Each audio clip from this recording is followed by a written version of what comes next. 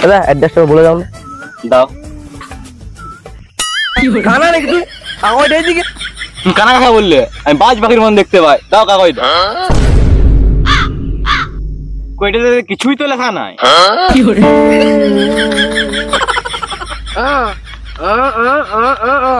কি বলছো রে? ভালো করে বল।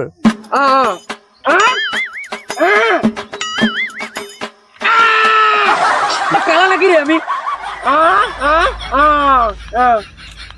জুমা বৌদির ঘর।